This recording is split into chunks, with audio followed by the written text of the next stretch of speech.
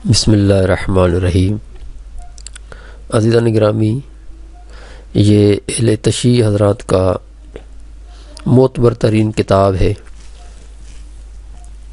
یعنی اصول اربع جو ان کے 4 بلند پایہ کی کتاب ہیں، ان میں سے ایک یہ ہے من لا یحضرہ الفقیہ،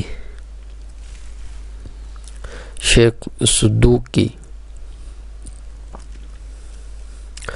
اس کے صفحہ نمبر 238 پر باب عورتوں کے وہ اخلاق و صفات جو پسندیدہ اور قابل تعریف ہیں، اس کی حدیث نمبر 2، اس باب کی سیکنڈ حدیث، اور ویسے اس حدیث کا نمبر ہے 4363۔ لکھا ہے کہ اور رسول اللہ علیہ الصلوۃ والسلام جب کسی عورت سے عقد کا ارادہ کرتے تو اس کے پاس ایک عورت کو بھیجتے اور اس کو ہدایت کرتے کہ تم اس کی گردن کے کناروں کو سونگھو،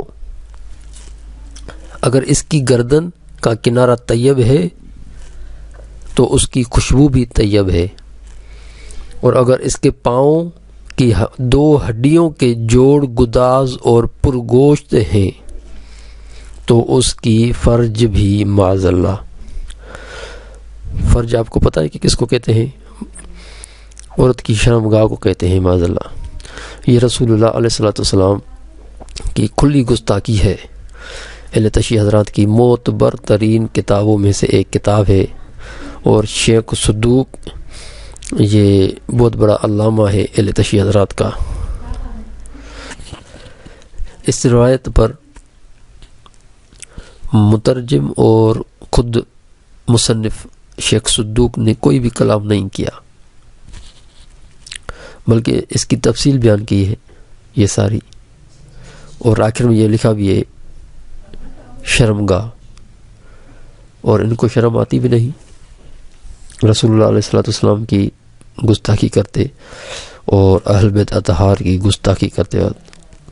اللہ تبارک و تعالی ہمیں ایسے گستاخوں سے بچنے کی توفیق عطا فرمائے۔